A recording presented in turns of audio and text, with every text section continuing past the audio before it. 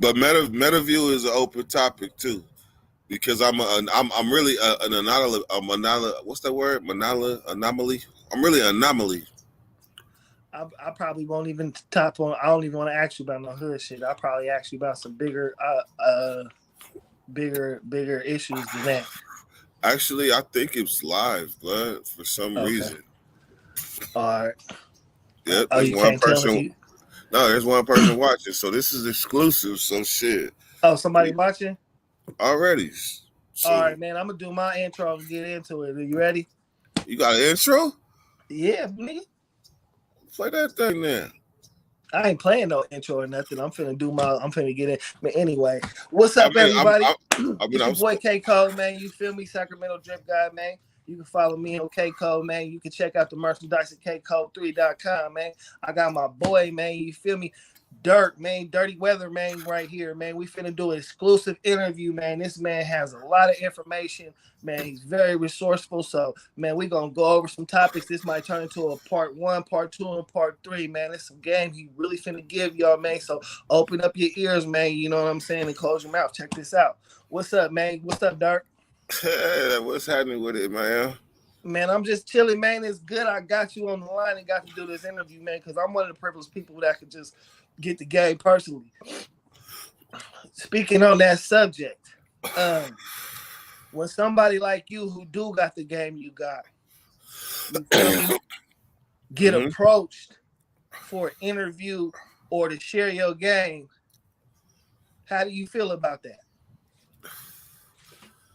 If somebody approached me, it's humbling. It's humbling, like, you know, the fact that a motherfucker kept going and all the things that try to discourage me along the way. So when somebody approached me for an interview, I'd be like, shit, that's humbling as fuck. But there's a flip side to that. The flip side is, like, I'm the type of person that don't like to tell my story on repeat. Like I didn't like it. Like I didn't want to rap the same rap on the yard and everybody know all the words to my songs. I never wanted to be like that. Then one day somebody pointed out that that's what rappers do. They go to city, state to state, club to club, show to show, and rap that same song. So I had to look at it different. It's repetitive. You don't want everything repetitive, right? You know what I'm saying? You want to get to the depth of things. I'm in competition with myself. Right. So okay, so let's talk about where you've been and where you've been at now, man. Give me a brief summary of where you feel like you've been and where you're going now. Where I'm going now is I'm stepping into the reason why I have the name that I have, like why I created the name that I have. The downside is that how I came with the name Dirty Weather is complicated, and then I'll leave it at that. But I'm just gonna say, this coming year, you're gonna see what my name means. Right. Well, personally to me, when I see Dirty Weather as a tag on YouTube, I'm like, he gonna give you all the news, just like the weather forecaster. He gonna tell you what to expect.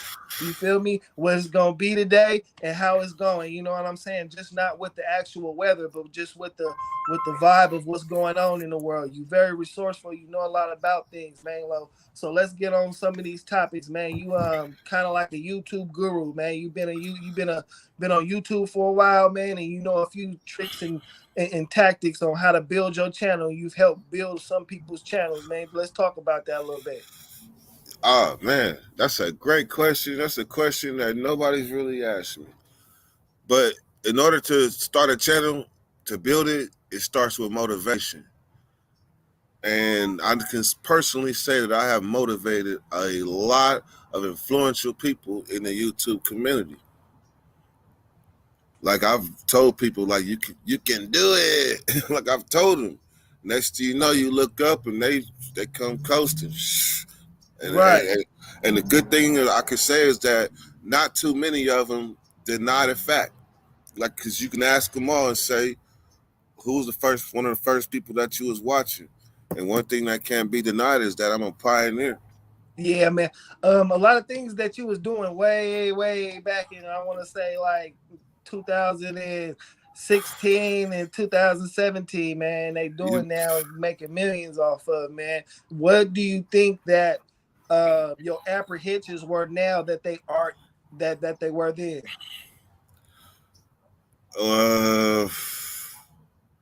I think back then I just didn't give a shit. I didn't care. I didn't care. Nobody thought of me. I'm homeless. I'm thugging it. I don't care. I'm whatever come to mind. Now my apprehension is what YouTube has done to like the content as far as censoring it. So I'll be hesitant to post and do stuff because I've been demonetized for so long. Speaking on that, when did you first get monetized on YouTube? When was the first time you seen a YouTube check? How long ago was that? First time I seen a YouTube check was like October 2019 in my mama garage when I got monetized. So that's when you realize, oh, you really can't make a living off of this. This is really beneficial. I hadn't even been out a year. So, I've been out a little over a year and had been really through some shit. So when that check came in the mail, I'm pretty sure there's a picture with me somewhere with that YouTube check. Like, I can get paid from my talents. Okay, so let me ask you this. What are some of your tips and tricks on, people that are trying to get their YouTube going to do? What's some of the things that helped you, man? Give us some of that game. Staying the course. Like, staying the course. You gotta know where you're going, the direction, and people gonna be trying to knock you off the whole way through. But you gotta stay the course. You've been doing some networking too. How did you establish your networking strategies and how have they worked for you? Somebody once told me if you're gonna build a house, you need to build it with the sturdiest, most strongest pieces, so then you don't have to go back and do it over. And so then when you're done, the foundation, at least you know it's solid. So you reach out to people with more established accounts than you, and they help you build a more sturdier platform? Actually, I reach out to people when they just getting started because I see something. I see something in them that the average person don't got. Everybody want to be a YouTuber, but you got to have a few key elements to complete that process, and then you start your journey. But some people come in and they have that natural ability, and I have ability to see that. I can lock in on that. So what I do is I'll come in and it's like cultivation, and people appreciate when you help them early on in their journey. So then when they get further on, when they look back at who helped them along the way, shit. And I leave, like I said yesterday, I leave all bridges intact. I don't burn them. So one of your strategies was to grow with people and build long-lasting relationships. Yes. And saying that you see something in somebody, you have a personal bond with that person. So it's make, basically what you're saying is make genuine connections with people that are like-minded. Yes. So and I guess you can best say, not be afraid to do it, not be afraid to reach out. You've reached out to some people before. That's what you had to do, right? If I see somebody, you didn't grow up with them or anything, you're not privileged. Nah, if I see something I like, or I see somebody that got an idea or something, and they got they Instagram right there, shit, it's only 2 clicks away. Boom, bang, what's up, man? I see your video, and I think you own to something. Keep going. And sometimes that's all it takes. But you know that them people is going to also have questions because they want to keep going. And a lot of times have the answers. So would you say a lot of people that you've helped start their careers that kind of like, you know what I'm saying, skyrocketed, do they show the same love, or how is the energy been? I could say that they, for the most part, show the same love.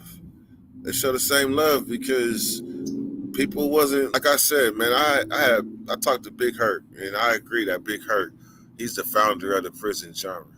I was just a founder of like telling war stories and smoking weed, sitting in a car with a phone with no lighting and no microphones and all none of that extra shit. I was probably a pioneer of that.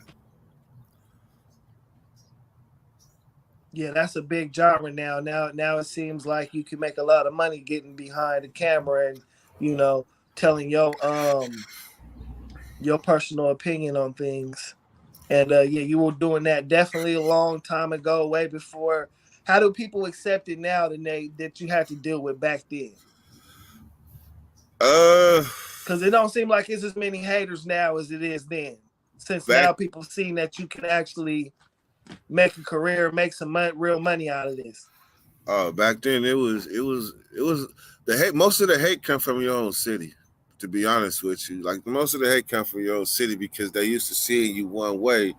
But then when they come to something that you build, like you built a bridge outside of your city, then you all of a sudden start doing shit differently, and that's when you become, I ain't gonna say ostracized, but that's when you graduate to a bigger mind Right. frame. So let's talk about the city a little bit. What city is this, man? Tell me why it's so hard for a Sacramento artist or a Sacramento personality to get out there like it is easier for other cities in California to reach mainstream success. Sacramento has long been known as a city that kept each other, that kept it like they didn't help each other. Sacramento long been known for that. Way before there was a Who Put Sac on the Map compilation. Like there was people that was reaching out to the Bay Area was a big thing for Sacramento artists. And so now that's nothing. But that was just recently. That's like in the last 10 years. Like when Mozzie reached out and hooked with Jay Stalin, Yeah, it's nigga, like maybe 5 years, right? man. Last When my 5 years. Yeah, but nah, because I heard Champagne Dreams in like 2014, and I remember being a happy Sacramentan that Mozzie had reached out and made it out of Sacramento. Well, yeah, that's what 2040. Okay. Well, it still isn't 10. Last decade. That's still new considerably. That's why that's why, man, the list of people from Sacramento that have made it big musically is just not that big of a list. Right. So it's basically you got to deal with. Not only do you got to deal with the regular obstacles, you come from a city that's full of haters and no support. Why do you think that is? Where does that culture come from? Because in order to make it outside of Sacramento, you got to be thinking universal. You got to be thinking universal. And that means that you have to sometimes look at everything that's wrong with your city and use that as motivation to be able to think outside of it. Because when you leave Sacramento, Sacramento is a small place. When you leave Sacramento, you go 2 states over, they damn near don't even know that Sacramento's the capital of California. Right. And then when you go outside of California, your name is now Cali. And that's it. You could be from LA, you could be from the Bay, Sacramento, Fresno. As soon as you get outside of California, your name is Cali. Right. So how does that make you feel that you represent a city that really ain't represented right? I think it started off as a delusion of mine. I just felt so much sense of pride of what I had sacrificed for my city, just my city in prison, that I felt like shit. It should got to be worth something outside. I'm proud to be where I'm from, and I want everybody to know that. So basically, like unofficially, like it seemed like you got a lot of city pride and you kind of carry the city on your back, regardless of what the city's done for you. Regardless, like, and the city might not have done much for me. So what makes you love the city so much? Since we on the subject, what's the good thing about it? What's the good things?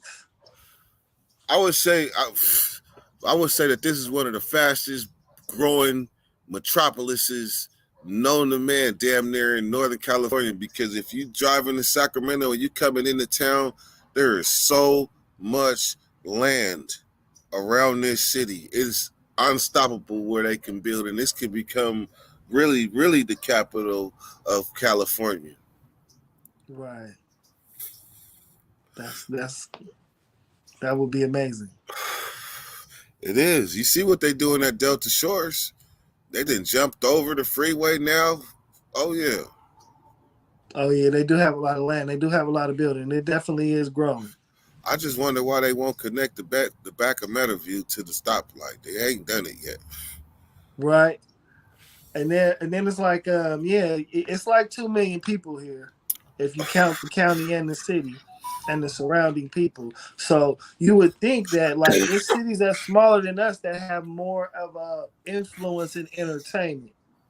But just like you, it's a lot of people like you that have their own culture. Tell us a little bit about your background and you know what I'm saying, where you come from. Shit, I come from. You talking about from where I was born and stuff and things? Yeah, just yeah. Okay, well, shit, I was born in Sac at Methodist Hospital in the South area. Was raised in the Heights to a certain age. Mama moved us to the South area, and I was raised in Meadowview to a certain age. Then I was raised in Cooney, and then next to you know, my mom moved us all over the north, and then group homes and sports and getting locked up, and I became very citywide before I was even 15 years old. Right. So you've been well traveled also. Yeah, the traveling out. Well, before I was 15, I had already lived in 2 other towns outside of Sacramento. So you feel like you've seen things other places that, you know what I'm saying, that you can kind of see that Sacramento doesn't have and create a contrast? Man, yeah, hell yeah. Hell yeah. And I can remember traveling and saying many times to myself, like, I just wish the homies could see this shit. I just wish people where I'm from could see this, because people where I'm from will never see this. And I'm going to tell you something small. A firefly. Fire. Oh yeah. I mean, you know me, bro. We didn't have a lot of talk, so you know what I mean. Like something like a firefly would fascinate me, man. You know, I'm into nature and seeing all life has to offer. You know what I'm saying? I understand that completely. Like we heard about them. We heard about it. We might have even seen them in the background of a movie, but we didn't know what we was looking at. Right. But then when one day you look up and you see these little things glowing around you, you like, what the hell? Right. And you could damn near grab them too. It's small things like that, man, that make you really open up your mind to the universe, right? Man, you ever Definitely. seen a real badger? No. The motherfuckers like little dogs, but in the wild. But Right. they'll be like out in businesses and shit. Little bears and stuff. The hunt. Yeah, they really not scared of anything. They fearless. Yeah. Badger. Yeah, I like those. But yeah, so all right, you experienced and everything. So tell us a little bit about your channel. Tell us a little bit about what you do on your channel. Lately, I've been interviewing a lot of big hitters in the YouTube game. Like I used to just interview anybody. Or I had a show called The Bakery. I bring everybody on. But now what I've been doing really is just interviews with people that got something to bring to the table in a sense. Right. So basically you working on your own little power core and stuff and creating resources and content around subjects you find important. Yeah. What's some of those subjects? Recidivism. You know why? Because there's something, I don't care. I mean, shit. People that do 1, 2, 3 years don't really get it. But people that have done like stretches, the recidivism rate is not that high. So that means we doing something right. And that's where the magic lies. If we could just get that message across and what we doing right, then maybe some people will learn. Well, see, that's a problem right there. See, now I hear what you're saying, but you say like the more time you do, the less likely you are to commit crime. So it was that something right would sound like you saying by doing more time, giving people more time, it would keep them from going back to jail more smaller No, times. no. What I'm saying is that the homies that got served, when they come home, the recidivism rate of the chances of them going back are a lot smaller than somebody that just went. That's true.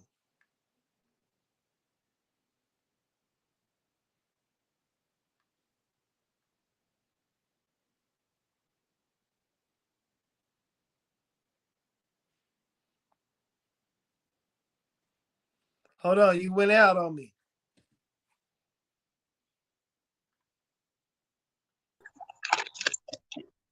That boy know how to troubleshoot hella fast. Who do? Oh, you? Oh,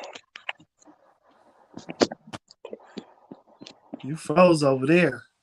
all right, can you hear me? Yeah. All right, now hold on, let me plug this in. That was a rookie move. I seen the computer was about to die. Okay.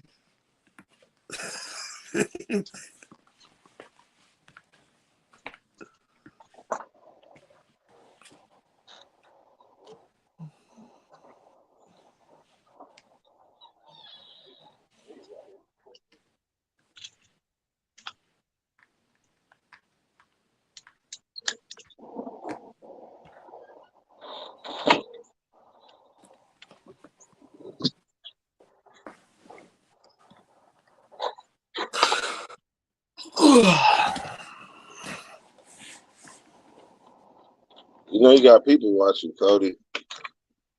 Oh man, I just stretched. You over there doing a whole you doing a whole what you call it? Operation. A whole reboot. I just stretched one time.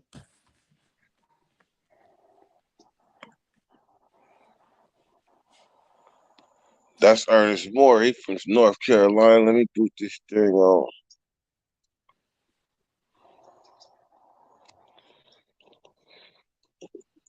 Yeah, back to this recidivism rate.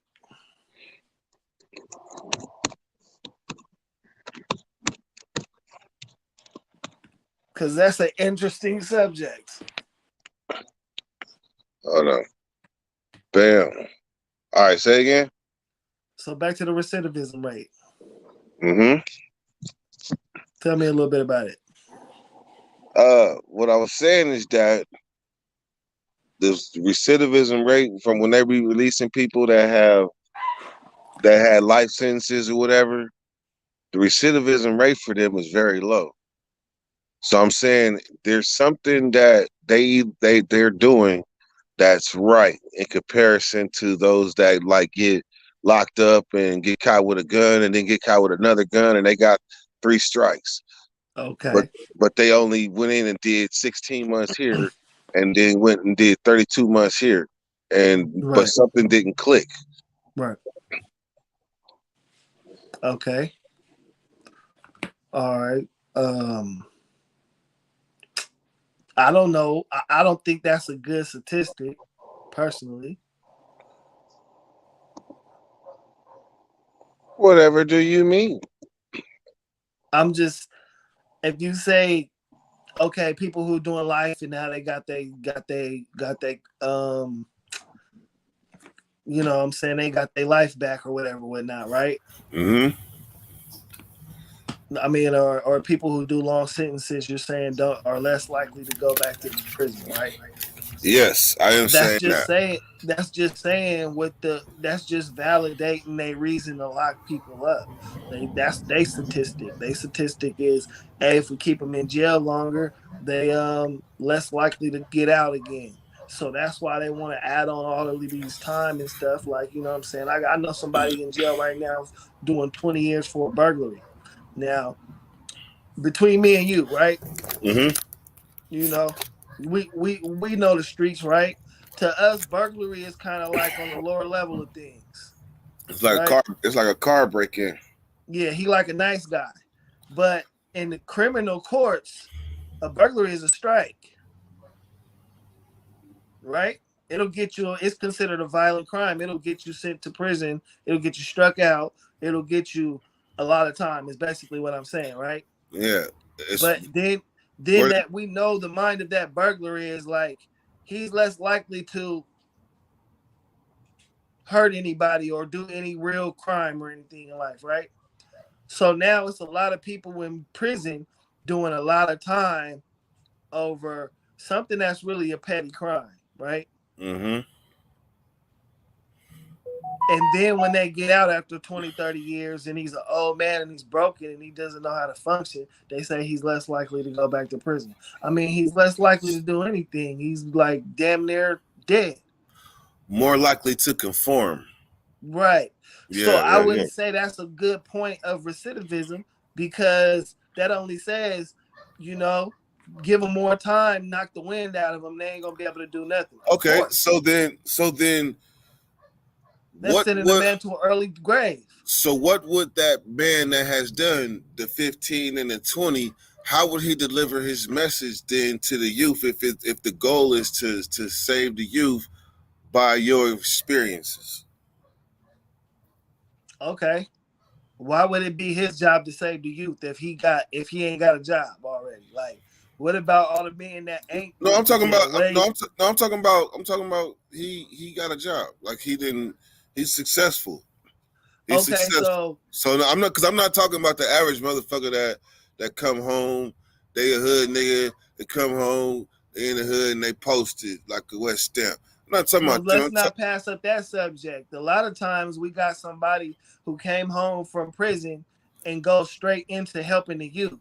What can you really help the youth with if you just coming home from prison yourself and need help?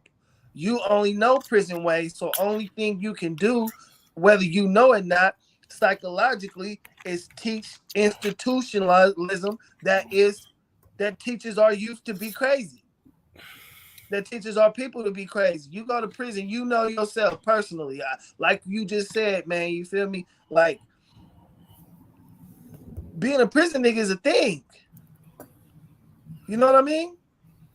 I remember I used to think that, but I never felt that. But exactly. Think about it now. Somebody come home from prison and don't even know they're a prison nigga and they want to go straight to our youth. My whole point with that is you can't stop nobody from going to jail because you've been to jail. All you can do is be the example of going to jail, getting out, and still thinking you're a authority figure. So therefore they're glorifying going to jail. You know something? When I like back to what I just asked you and you were just telling me about in your viewers, right? Mm-hmm. It's your experiences that qualify you. It's that you can teach me that how to be a YouTube guru. You feel me? You can show somebody you've actually got a resume, and you can't build those resumes in prisons while you was helping build prison yards. You feel me? Those type of skills in our community aren't needed. We need people that can say, for the last 30 years, he been in prison. I've been building houses. I can build them out of brick. I can build them out of stone. I can build them out of cement. For the last 30 years, I've been investing in stocks. Look at my house. I got a big house. All we have is people that got out the big house, and you're not going to be able to teach them how to own a big house because you ain't never had a big house. You was in jail rotting, trying to get everybody's business. See, that's another thing they get from prison. You ain't got no business, you getting everybody else's. And that's the only thing they benefit off of. They keep their hustle going by getting in somebody else's. We're talking about people that been in prison that come home and then try to help the youth? That's what you mentioned. Like people in our community that try to help the youth and they still youth themselves. That's just because they relate to kids.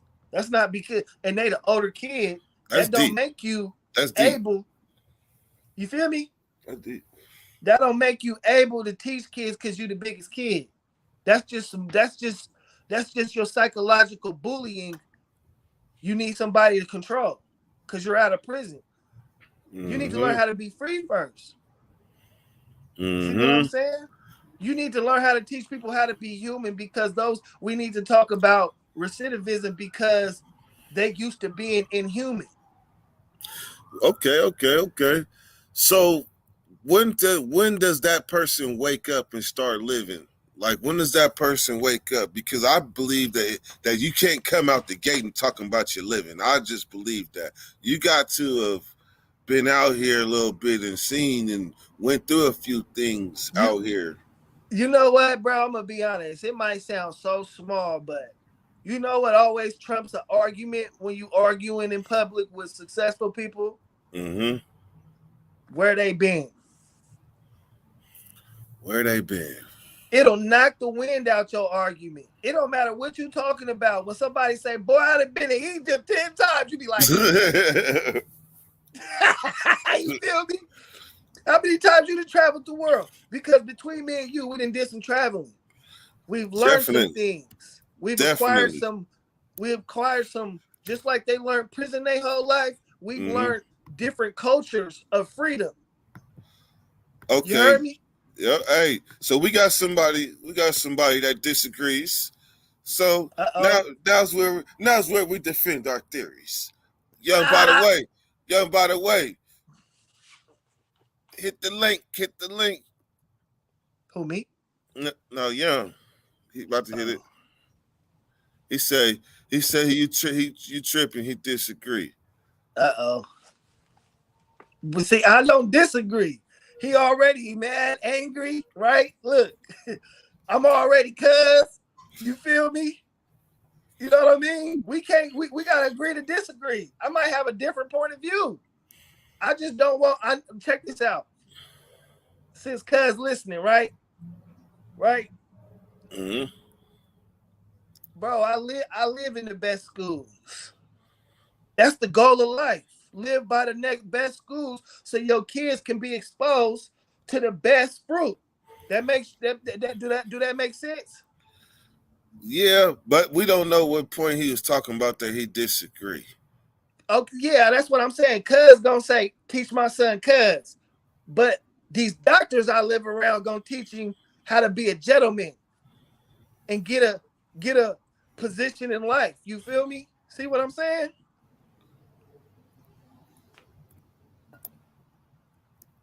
Yeah, I think you're controversial enough. I think you controversial enough.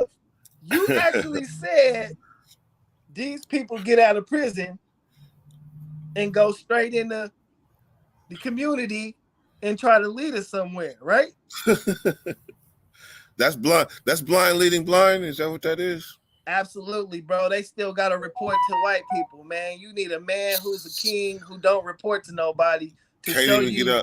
Can't even get on the freeway and go out of town just on a whim. Right. You see what I'm saying? I'm still just asking you because you had a strong stance on that.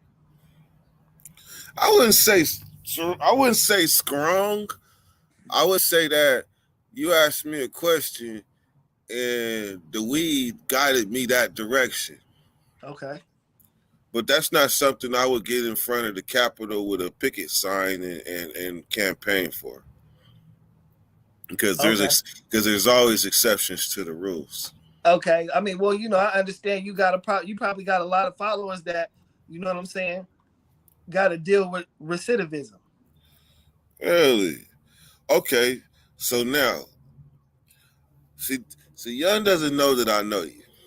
He don't know that I know you, right? Right.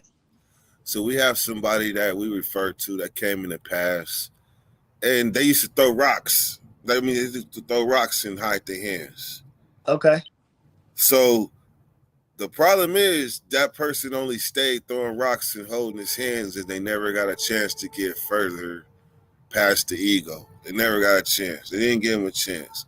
So in your case, I think it's time to talk that shit because you a hell of a nigga. You actually you a genius to me. Like to me, you're a brilliant mind, straight up. And if you dumb it down, then they never get the fruits of what you talking about. Like you can sensationalize it with strong opinions, but truth of the matter is, when you say success, that's what you should talk with. You should start with what defines your success. Because they all know my story, but once they get to talking about trying to compare you to people, and I know you don't fit in that category, now it's like, what do you define as success? Like, what makes you like this person that you are? Success to me, Yeah. I'll be honest with you. Let's keep it real, man. I'm from the very bottom where these niggas from. I've been there too. So, it's very simple for me. It's freedom. You feel me? So freedom to do what you want, when you want, how you want. Right. I mean, yeah, man. I can't. You know what I'm saying? Like, yeah, I'm my own person. I don't have to report to nobody. I make my own money. I don't have to conform. I don't have to wear masks. You feel me? So what you get is what you see. You feel me? It ain't no fakeness with it. And that's what comes with freedom. When you gotta have a job, when you gotta have a parole officer, when you gotta have people over you telling you when you can do something, it fucks with your conscience and your soul and who you are. So I mean, a lot of who I am comes from I chase freedom. I want more freedom. You can't tell me nothing. I own my land.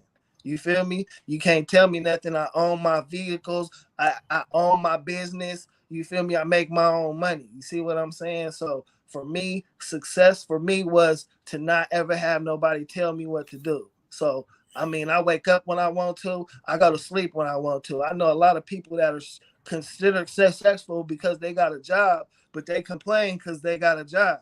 They complain because they got to get told what to do. And if they're not doing it right or acting a certain way, they get in trouble. And that's what drives people crazy.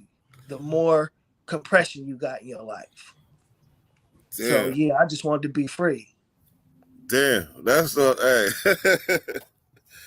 Hey, man, the thing about when somebody else has control of your destiny, yeah, and they discard you along the way like you wasn't shit, it does make you look at things a little bit different. You want to take control of your own shit. You see what I'm saying? I used to hear this saying though when I was younger, man, called "grab the bull by the horns." That what that mean again? You heard that before? Absolutely. Grab the bull by the horns. Take control. But you know what? You know what? People just scare themselves because if a bull try to hit you, what you gonna do first anyway? What's your natural reaction? Grab that motherfucker by the horns. See, so I can't really sit here and brag like me and you can't sit up here and brag too much because we had to grab the bull by the horns, nigga. We was homeless. We had to, you feel me? Now we are, you know what I'm saying? Now our experiences from building ourselves up because we refuse to lose is what makes us somebody, has something to offer. Yeah. How did you get here? I got here myself. You feel me? You know how I got here? When I came home and you took the time to bring me to your computer station and show me, and I know I was frustrating you because I didn't know too much about social media and shit, but you sat there and walked with me, showed me how to insert pictures, and you taught me how to make my first video on YouTube using InDesign or some shit, but you taught me how to do that. So you started the way for me to even think about social media in a different light once I started making the videos on Instagram. And then from Instagram, then I started paying attention to YouTube. But you kind of lit that spark, to be honest with you, bro. And now I'm back learning from you, man. You feel me? You know, you see how this shit go back? Like you gotta each one teach one, and now I'm up because who I put up is up. You feel me? Like, and that's how it go. I've never lost on my investment with you. I've never lost on any investment. You know what I mean? Like, and that's the whole important. That's what the things I was asking you. You see who you gonna invest into, even if it's just time and energy. You know what I'm saying? And that's why I asked you that other question. I know you feel some type of way when some people don't reciprocate that energy. You feel me? you know what? When and this some real shit, nigga. My channel was built on a lot of pain and sacrifice and taking chances and all type of shit. But me Right. sharing my experiences, but when I was sharing a lot of them, I was always in Atlanta and Florida and Virginia and traveling and shit.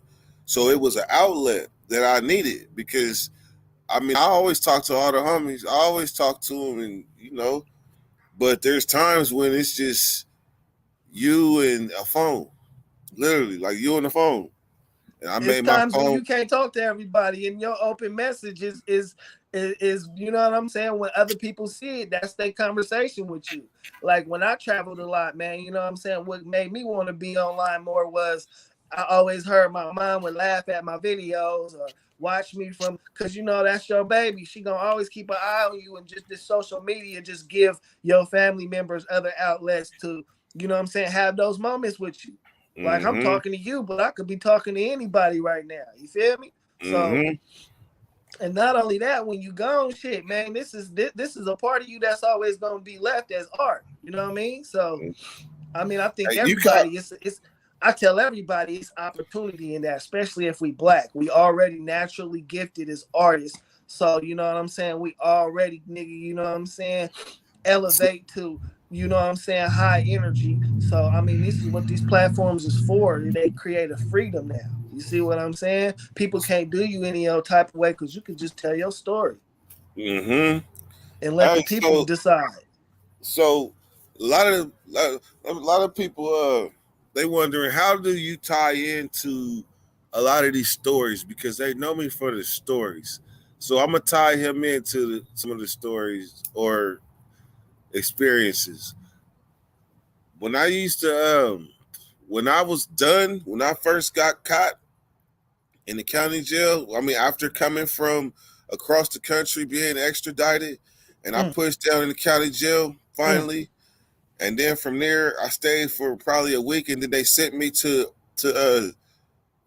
what's that shit called? To the level, what's that shit called? 3800, 4800, 37. Oh One of yeah, them yeah, yeah. 4800. JKF. Yeah, yeah, yeah. They sent us to JKF, right? Mm-hmm. When you pushed in the pod, and I sat down and finally talked with you, man, it was like looking at the alter ego. I mean, the alter version of me, the smarter. I'm not gonna say smarter, but the person that lived life his way, the fearless way.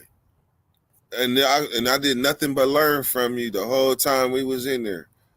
Yeah, yeah. I mean, shit, I learned from you too, man. And I mean that's one thing that had a bond with us, man, because man, like this is my thing, man. You feel me, on some real man shit. Like motherfucker go to jail and fall off, and he running his own business. He don't got nothing no more. You feel me? And I appreciate you, bro, because you know what I'm saying. I didn't have nothing, and you still kept a motherfucker with a bowl of soup and shit. You feel me? And looked out for a motherfucker, man. You feel me? Off the strength. You feel me? You looked out for a lot of people. So I'm just glad I was able to be resourceful and give something back. You know what I'm saying? That's what it be about, man. That's how you build a pyramid. Straight up, straight up. See, that's and that do not And be hard. That do not be so right. hard to do. And Oh yeah, for and, sure. and probably if I had a lot more people around me like that was the same like that when I was first starting, I probably would have been further along. But I had to You do know a what I lot of always shit tell feeling niggas, man. I alone. always gotta remind niggas, man, especially being at the top, nigga. Like you gotta remind niggas, set that example, and say like, hey, just cause we hood, we ain't good, don't mean we ain't good, bro. You know Mm-hmm. what I mean? Like, and you a good nigga, bro. Like we did some ill shit, man. You feel me? You know, you was in there with me. I'm a wild nigga, but it's always in the name of justice, man. It's always in the name of honesty and truth, though, man. You feel me? Some of us out here just ain't on no bullshit just cause we in the hood. You feel me? You see Nick that? Nolte, Killer Cole, what's up, man? You said, when they said the Cole Killer, you know that shit like, nigga, that shit day one. You feel me? But yeah, Yeah, man, that nigga Nick, bro, he's a real one, bro. You feel me? That nigga needs an interview, but I was saying I need to interview Nick. I've been trying to interview that nigga. He can't. He been on. Nick, hit the link.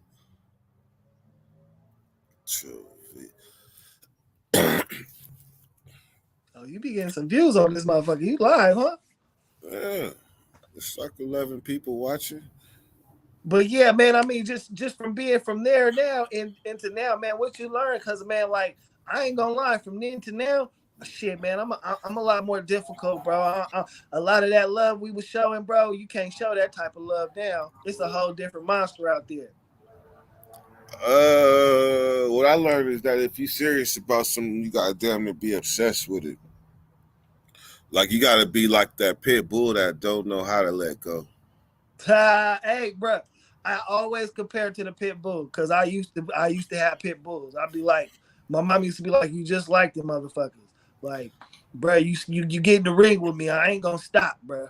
You feel me? You know how, You know? but it's a difference when the pit don't know how to let go. Right, for sure. It ain't even there no more. He just checked out. He didn't checked out. He gone. He just in his nature. Mm-hmm. But yeah, though, man, you definitely got your YouTube booming. You definitely went past all the obstacles. You're doing good.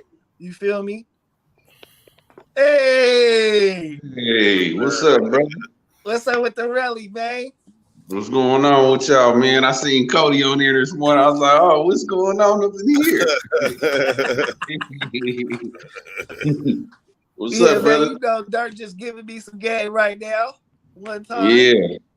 Yeah, I be fucking with Dirk, man. You know, he's a solid brother, man. He is, man. You won too, though, man. You a solid dude Definitely. too, man. I appreciate that, yeah. What's going on with you, man? Shit, nothing, Man, man. Shit. What you got we going busting on? Nothing, just waking up, really. Hey, How old is you Cody. now? Man, I'm 40. Hey, bro, look, like that's what I'm saying. How long we been doing this now? You feel Man, me? it's been since a teenager, man. You know what I'm saying? Since a teen, man. Just seen some cold shit, man. You feel me? And then stood tall through it all, man. You know what I'm Yes, saying? sir. I always tell niggas, bro, you know what I'm saying? Like, it's different when you talk about this shit than how it really is. Not everybody gonna be real, and all the real niggas ain't getting credit for it. Yeah. You see what I'm saying? And that's when I was like, hey, this shit for the birds, bro. Cause like, I'm gonna keep it real, bro. Like, you know what I'm saying? White or black, you always wanted the realest, solidest, good-heartedest nigga. Did some gangster ass shit ass nigga, I know. You feel me? Regardless. And you be having you gotta deal with the snakes and the suckers, and to be a good man is always one's choice. And you always wrote that line, bro. You know what I'm saying? And I salute you for surely. I appreciate you, brother.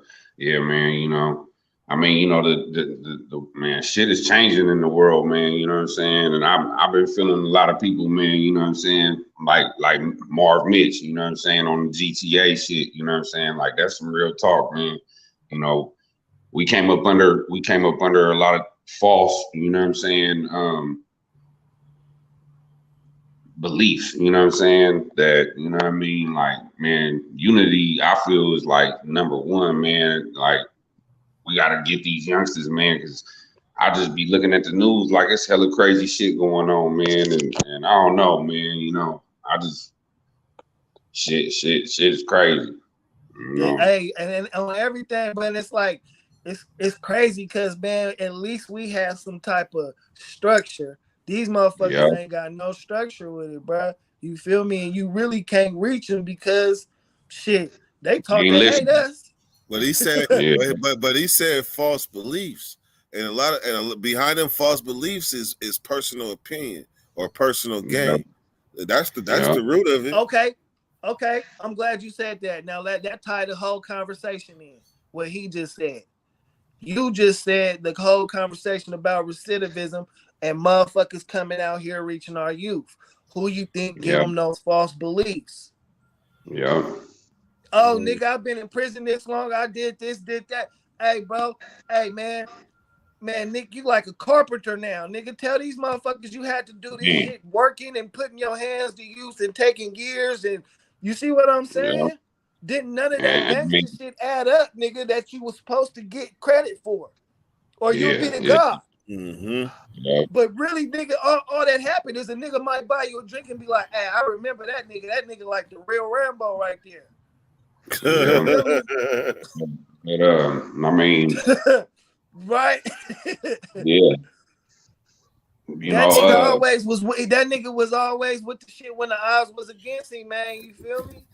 So we don't even give credit where credit due anymore. I'm gonna tell you how I gave him credit.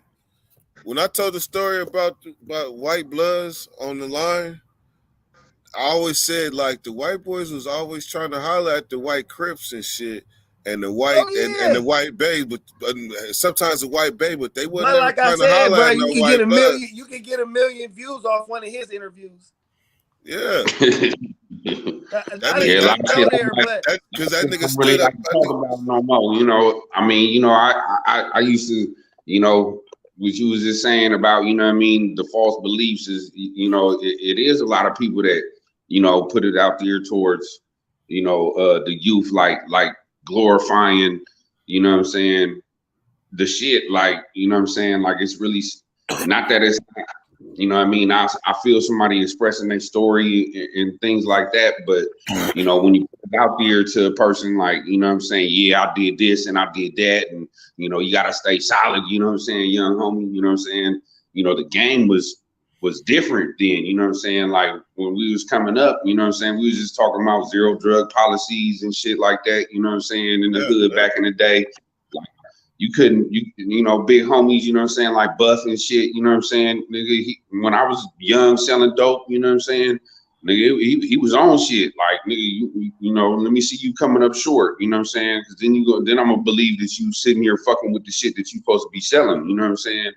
Now, you know, when you giving false belief to the youngins, man, you know what I'm saying? You glorifying the shit and making them, you know, that's how the cycle keeps going, you know what I'm saying? Like, basically, you know, you giving them something to live up to, you know what I'm saying? But really, I feel like in this day and age now, man, we need more unity and less of that, you know what I'm saying, to the youngsters. You know what I'm saying? Let's go through all of that. Like those stories you can tell, man. You like when we talk about the gardens, man, you get it right from the roots. Yep. Yeah, I grew up. It ain't You know, like I'm gonna you keep know it real. Like the niggas I built myself behind, nigga, love this nigga. You feel me? Be with this nigga every day. I mean, it ain't nothing in it, bro. Yeah, you know, because at the end of the day, you know what I'm saying, we got to take care of home. You know, we got to take care of family. You know what I'm saying? Look at ain't this nobody nigga. thinking about that. He could have been John B. Blood. Look at that nigga. Cool. He could have had a whole nother life. You feel me? Just off of pretenses. You feel me? We should have been running behind him like, bruh, got the, you feel me? He looked more like Robin Thicke. Man, hey, he looked like a king, period. See what I'm saying? Robin Thicke go, blood.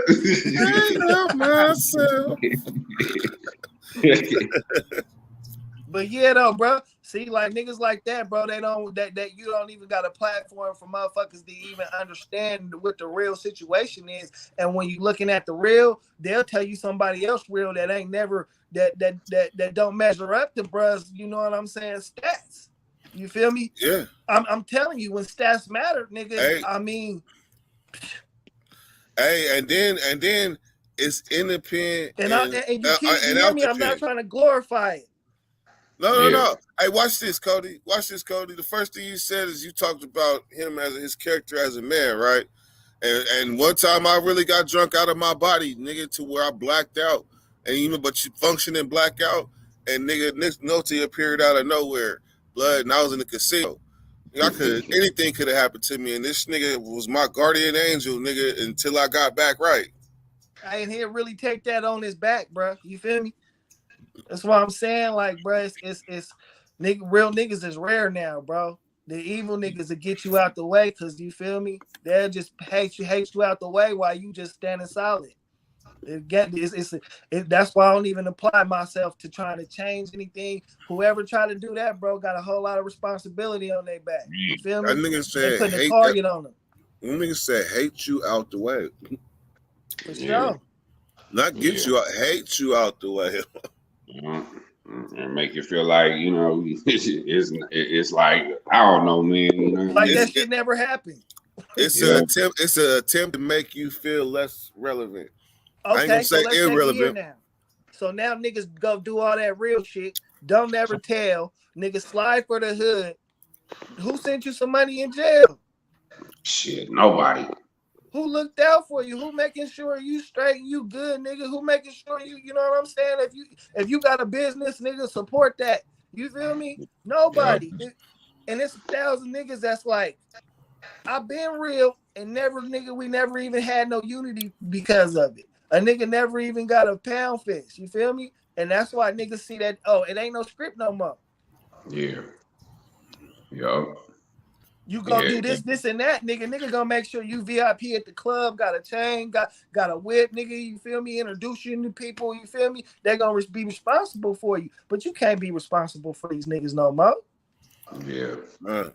Everybody has their own agenda. You know what I'm saying? Yeah. And now you gotta cheap. You got not go ahead, I'm gonna tell you the cheat. I'm gonna tell you a cheat sheet, Chuck. I hate to say it, but don't run no business through no young niggas. It's just don't. Eventually they show you the difference between you and them. You gonna say that on live, blood? You turn it into Charleston White.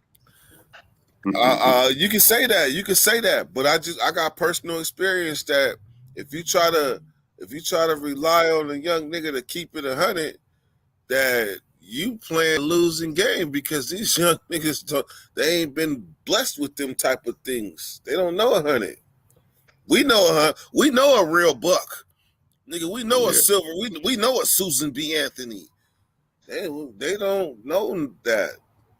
They know, and that's the energy now. The energy is robbed somebody. The hood ain't doing bad because niggas ain't got no resources. It's that because when somebody got a resource, nigga, he a target now because somebody on Social Security mad because this nigga look better than him. And this nigga can't be better because he can't get on Social Security. Nah, I can't do that, bro. I can't make no more money. The government gonna kick me off. So he mad that you outdoing him and trying to show niggas different ways. It's a setup, bro. It's really a trap. When they say it's a trap, we the ones being trapped by other niggas. I'm gonna need you to buy my drugs. I'm gonna need you to fence my shit for me. I'm gonna need you to, nah, bro. I'm cool. What they can get from people me. Indictments for that shit now. It's about what they can get from you. Exactly. So somebody got to be on top. That shit is like a pyramid scheme. Come on now. These niggas have turned into a pyramid scheme now. Who got something? Oh, blood, let me go. Oh, bro, you ain't doing nothing for the hood.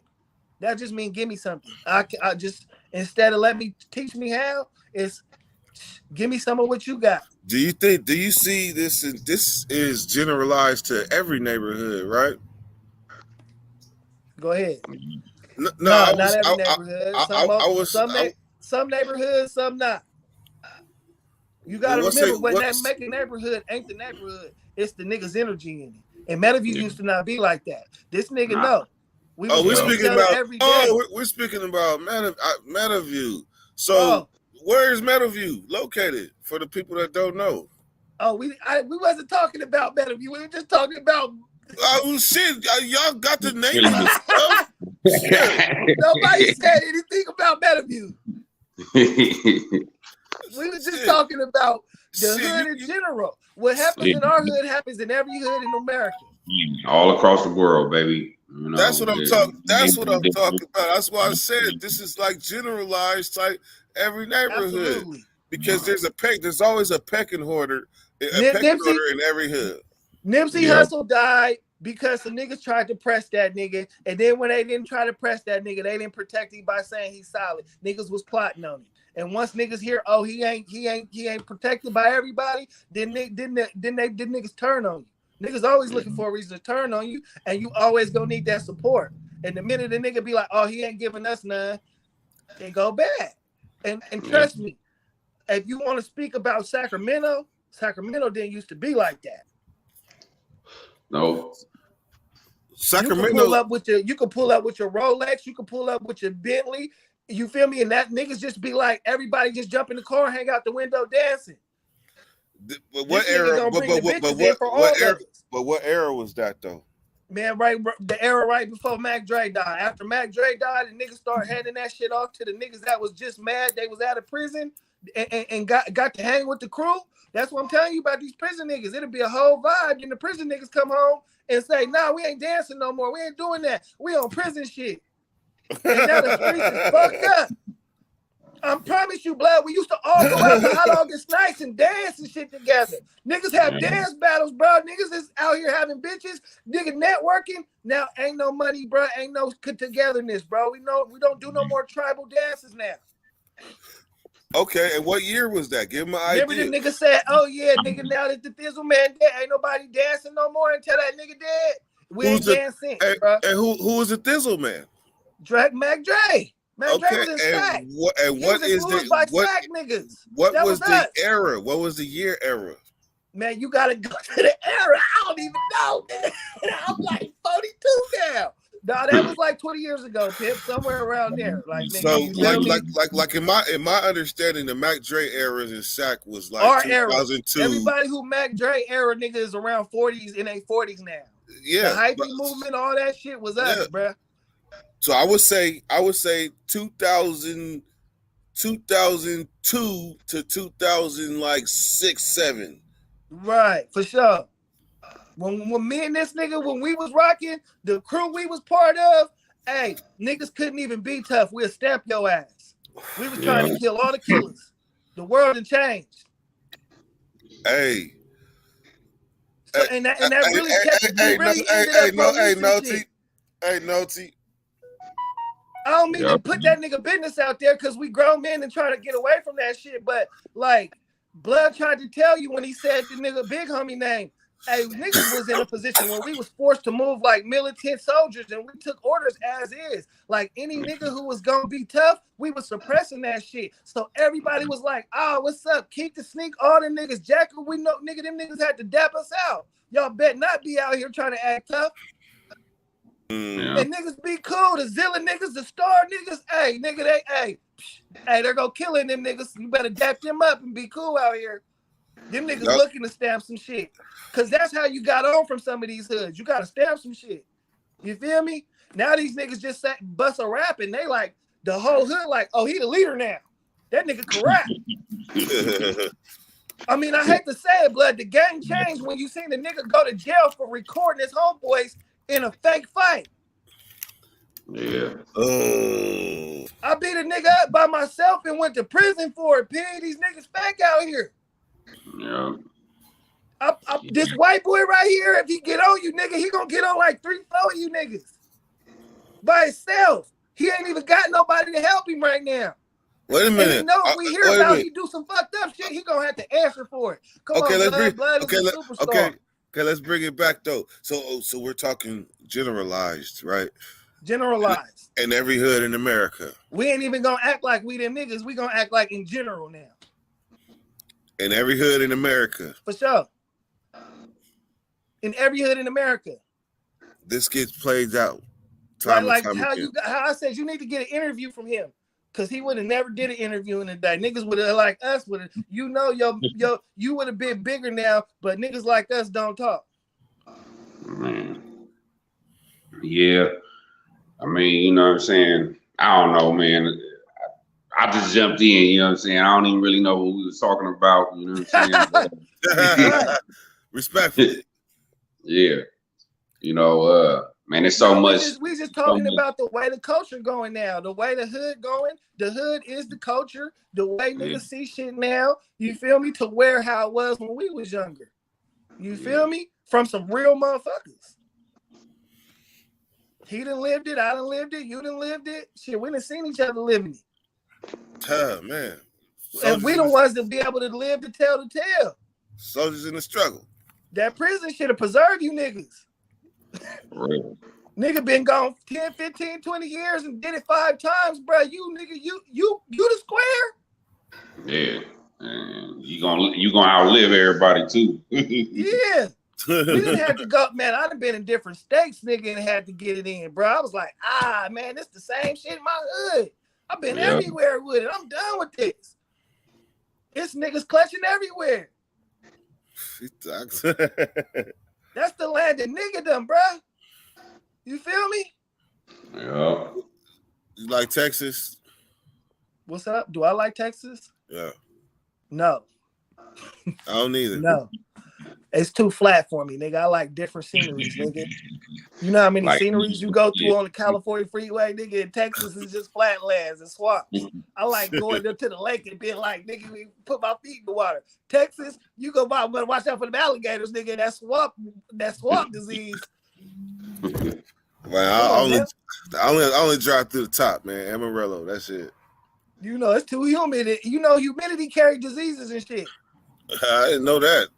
In Louisiana, bro, one of the biggest outbreaks of diseases was because the white people got all the slaves diseases because the shit went in the, you know how it's humid?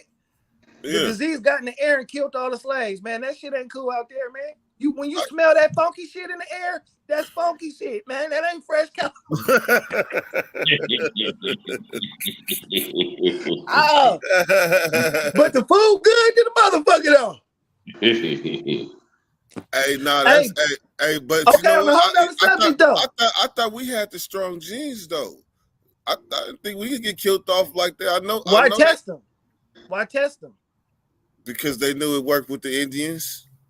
Is the strongest genes really the strongest genes or the weakest? Because the strongest genes just mean they're gonna put you in the front line first, nigga. You a guinea pig. Rats have the strongest genes. That's why they always depends on the strength. On. Depends on the strength, whatever their strength is. If it's mental strength, they're not gonna put them in the front. If it's financial strength, they're not gonna put them in the front. But if it's physical strength, get your ass to the front. Just like these prison niggas. You see what I'm saying? So how a prison nigga gonna lead a nation? He gotta get some skills first, bro. You gotta be a human. It's hard being human. That's what I be telling niggas. How long did it take you, bro? You know, I've been working on you for a few years, Dirt. How long did it take you to get normal after you went through them systems? Let's talk about that. Why y'all never talk about that? Because I never considered myself normal. You feel me? They teach you that in there. And you know, it's not the cage. They teach you to it's try not to the cage. They teach you it's to try to journey toward normalism. And they give you a platter of what they define normal is. That ain't nothing normal in there. No, I'm talking about once you go home. Once you go home. Normal for them is you not ever having nothing. You got a bad record. You can't be successful. They don't want to see you in their neighborhoods. They don't want to see you in better cars than them. They're going to set it up so you fail. Every time. Come on now. They didn't. When we all got out, they did not help us get good jobs and get good businesses and homes. Nigga, they ran people off from fucking with us. Parole, everybody get on the floor. Nigga, compete. How we cool and I gotta compete? How I'm gonna keep a job and I gotta come report every other week? How long did they keep you on parole? The whole 3 years. You don't even want to go into that, nigga. I'm waiting to get 1 million followers so I can talk about that story. A whole 3 years. You know I don't do no crime, right? I went to jail for breaking the nigga jaw who kidnapped my son, right? That's on my paperwork. Nigga, they put me on ankle monitor because I got out and start this business right now that I'm so successful at.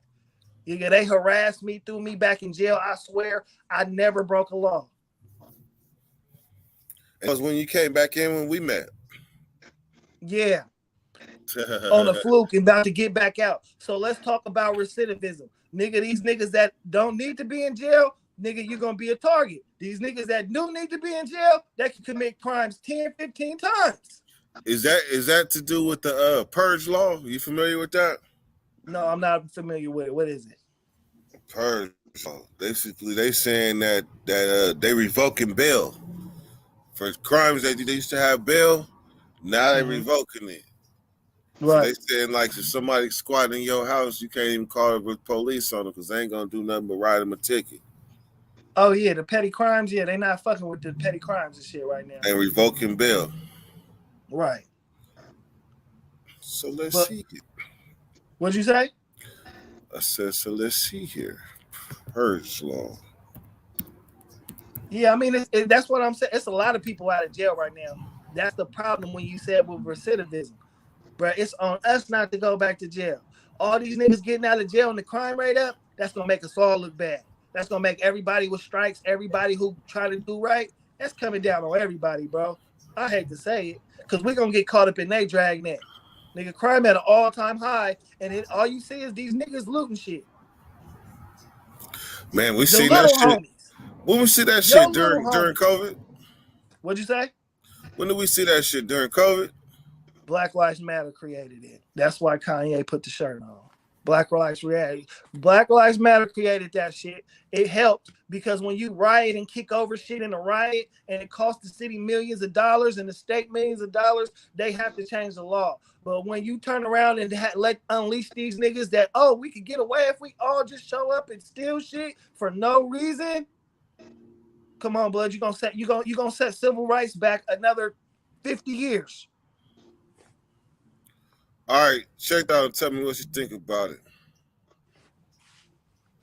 In the nation and cash bail starting next year. And that is sparking a concern that more criminals could be out on the street. Grady Trimble is in the loop and breaks down this law, which is called the Safety Act. A number of states' attorneys and sheriffs are sounding the alarm about Illinois' plan to end cash bail. They say it's going to make crime in the state of Illinois worse. New law that goes into effect January 1st, 2023 gets rid of cash bail entirely. It also limits who can be arrested and held in jail based on the crime they're alleged to have committed. The Democrats who voted for this law say it's more equitable. You've been denied a bond because you're dangerous, which is good. Let's deny dangerous people bonds. But if they have a bond, we're saying you're not dangerous. We're just going to keep you in jail because you're poor. But those in law enforcement who oppose it say it'll lead to hundreds, if not thousands of people being released from jail as soon as it goes into effect at the beginning of the year.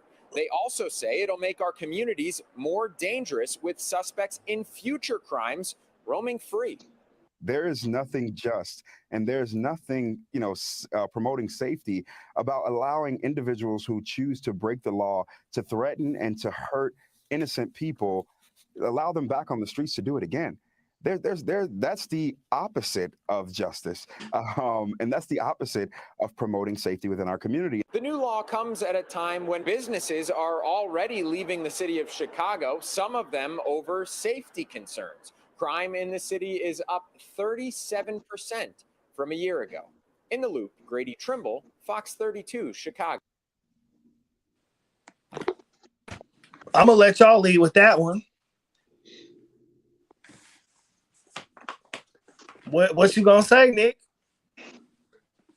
Man, to me, it feels like they just want to let people, keep the crime rate up. You know what I mean? So, That's deep. That's deep. Wow. That's deep. Dirt, your sound gone. I would say, and at the root of that is money. Yeah. So more crime, more money. Yeah. I didn't even look at it like that. That's what it feels like to me, what's an empty jail cell for people, for them, you know what I mean? A subtraction from overhead. They need more people committing crimes, to keep them jails filled, But they try to do that in California though.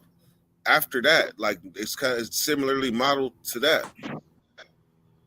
Right. That's what But that's see, what they they're call it. already doing that.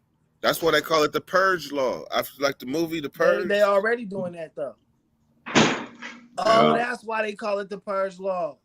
Yeah. It's not really called the Purge law. They call it the Purge law because niggas gonna get killed out here. Nigga, it's everybody for themselves. Yes, that's Okay. why it's the Purge law. Do you feel like it's the Purge law? Nah. I feel like we shouldn't even be putting ourselves in them positions to go back to jail in the first place. Hey, I feel like with all the shit they did to black people, bro, we should be a fool to even be criminals anymore, bro. Right up. I'm gonna be honest with you, bro. Like it's so much money out here, bro. It's so many ways to make money, like simple ways, just being farmers and shit, bro. You feel me? Owning land, like real estate. Like, nigga, you could have bought you a house and 3-4 years later, you could have took the equity out of it and had hundreds of thousands of cash in your hand. But instead, you went and bought some Rams and a car and all that type of shit. You created a lifestyle where you gotta do some bullshit. You feel me? Instead of why we can't just be normal? What's up with niggas being normal? You want to know the goal of success for me, man? I be telling people, hey, just be normal. No extra shit. None of that bullshit. Okay. Why we fight? You still gotta define fighting this shit. What we fighting for, bro? Just be normal. Be happy. Define normal though. Normal, nigga. What's that? I don't gotta define it for you. America is defined by plain normal people. So normal people say what? Go to work, get a job. Mind your business. Nah, go to work, get a job, go home, go to work, get a job. That's the system. That's the system. Normal people just say, stick to your own, mind your business. Love thy neighbor. Don't hate on nobody. It's a lot of hate. For somebody to want to rob me, it was somebody who I was nice to that told them nigga to rob me. True or false? That's true. I would say, well, yeah, it's true. I mean, a nigga was robbed. I would say overwhelmingly true. I'll say that. There's exceptions, but overwhelmingly that's true. Let's just keep it 100. Let's be normal. Somebody don't want you to succeed. We good at stopping each other from succeeding. So normal equates to stagnation because they say normal is go get a job at Walmart. What'd you say? Some people say normal, like it depends on who defining normal. Some people say getting a job at Walmart is normal. Getting a job at Popeyes is normal. Is that normal? Is that what you mean? That's normal. Being normal.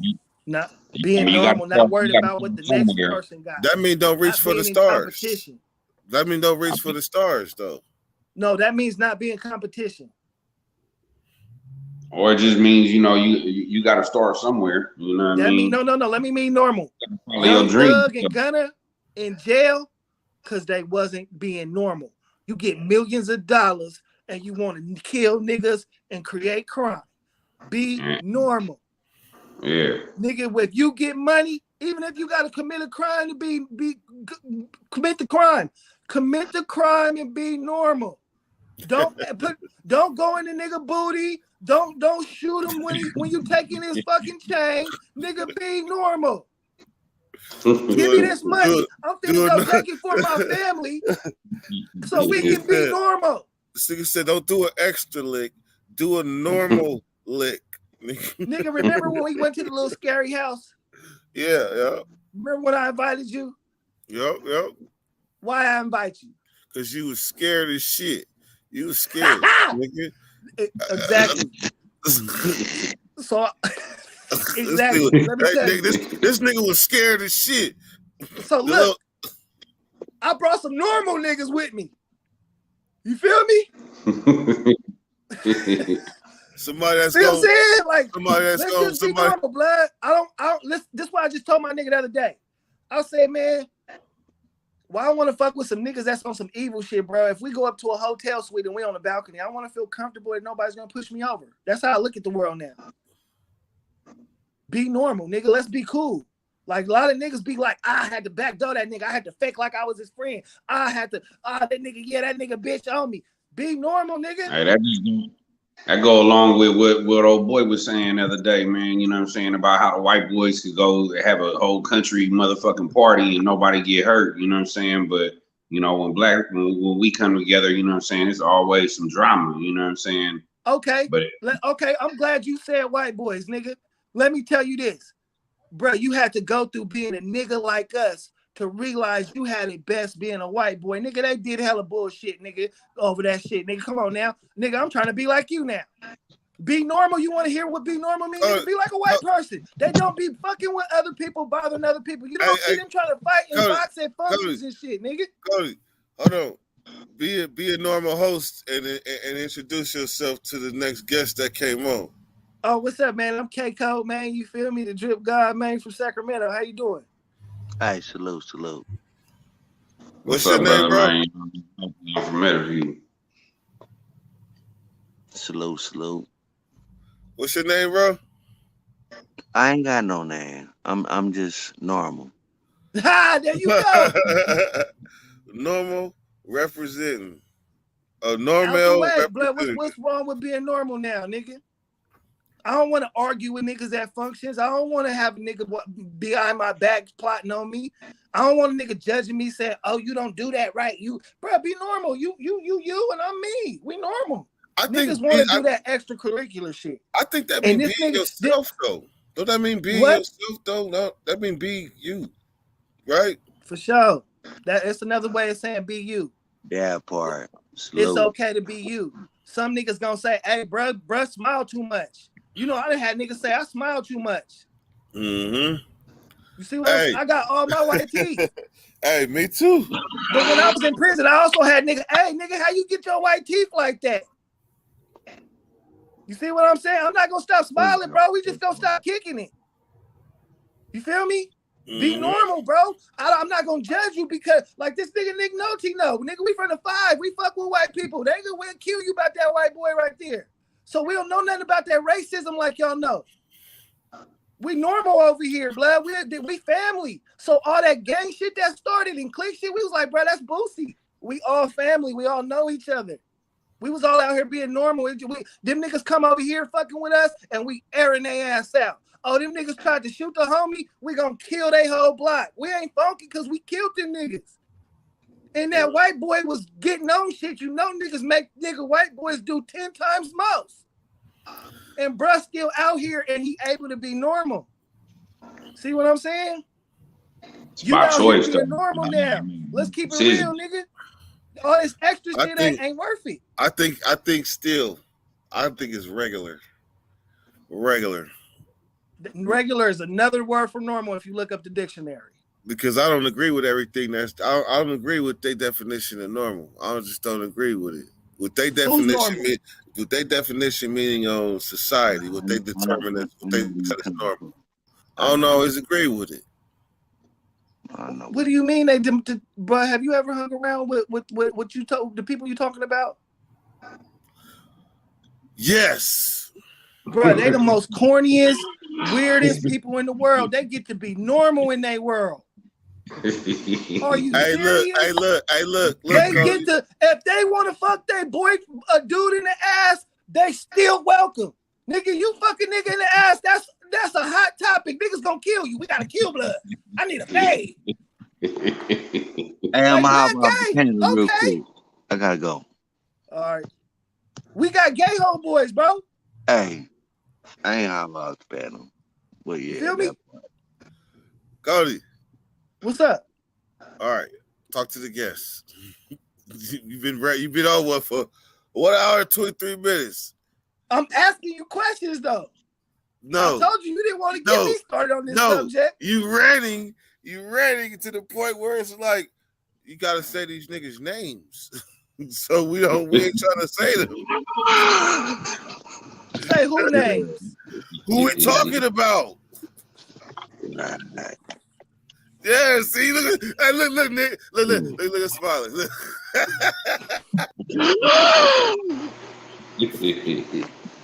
Hey, because we actually, I mean, we ain't rocket scientists. We know who we talking about and things, but listen, it's bigger than SAC, bro. It's everywhere. Niggas all deal with these issues. It's how we gonna move next. Cause you're right. There's purge laws now. Mm-hmm. It's war now. You feel me? What we gonna do as a culture, as a group? Cause we the only group that's separated. The way to be successful in our culture is to not fuck with each other. That's Yeah, winning right. for us. That's how the let a system nigga know wanted where to I be. stay. I can't let a nigga know what I make. I can't celebrate nothing. If I say something positive on my Facebook, they're gonna be like, "Nigga, you But why doing is too much." but why is that though? Why is that? I swear, I'm asking y'all. That's a Y'all good, just I keep don't know. shaking your head like, "Yep." good ass No, question. because that's a good question. The positive you put out there, man, the less likes you get. You know what I mean? That's what it is. You know what I'm saying? I do it all the time. I jump on the Facebook and throw some negative out there. I get 30, 40 likes, you know what I'm saying, or better. You know what I'm saying? I put some positive out there, man, I get 1, 2, or 3 likes. You know what I'm Let's saying? talk So about I stocks, really bro. can't Let's talk figure about that real out. estate. Let's talk about the next hustle that's making people money that don't need the government. It's out there, bro. You know, I live in a neighborhood where it's millions of $1 million homes. You feel me? Everybody. How these people all know how to get that bag, Somebody and got we teach. don't. Somebody got We to all teach. trying to plot on each other bag. Bro got the bag. Oh, he got some money. Why he ain't looking out for the hood? That's give me something. All right. So why it's like that? Y'all the generation before it. Well, old boy go. He didn't want to talk. Nah, hell no. I think he in another state, way another state. So this is Look like it's actually Long Beach or something on there. Yeah, it said Long Beach. Yeah, but I think he in another state though. How many people you got watching this? I don't know. It's about 12 now, nigga. It was dead, and then you woke this shit up with your Hitler rhetoric. Why you niggas was shaking your head? Yes, though. Am I lying? Nah, you ain't lying, Cody. Hey, you shooting shit that really don't got no. You can't really answer it because it's facts. Come on, bro. Let's just keep it real. You know, I talk all day about some positive shit, but motherfuckers don't want to hear about that. I ain't got enough weed. That's you gonna have to niggas gonna have to really have to change. But I'm gonna keep it real. You know what 2022 was? A year loss. The year black people became extinct, bro. Now the clock is ticking. The clock that started in 2022. Black culture is extinct. It's over with. There's no way you're gonna be able to get houses, to get bigger houses. The shit too expensive, nigga. The economy that went up, job race that went up. Black job race went down, bro. It's attack. All we watch on the news now, whether that is propaganda, is black people robbing and stealing. Come on, bro. Come on, we killing each other. And they got switches on shit, and they letting everybody out of jail, bro. They don't care no more. They like kill yourselves. After COVID, this was the time when you say, "Hey, COVID ain't cool. We need to be cool. We need to come together as a people." Niggas start killing each other and robbing more. Hey, Cody. You definitely need your channel. You definitely do. I promise you. You got a lot to talk about. I'm telling you. Like, but this shit we talk about already, Dirk.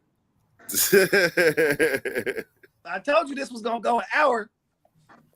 Hell yeah, nigga, you done exceeded breakfast. Nigga, it's down there lunch. I'm just saying. All right, man. We're about to end this one, man. It's been a long, informative live. I promise you. There's so many jewels that was dropped. Y'all gonna have to watch back on the replay and get it. All right, Niche. Salute. All right. Get up out of here. All right, Nick. Yep, I seen mine. Go.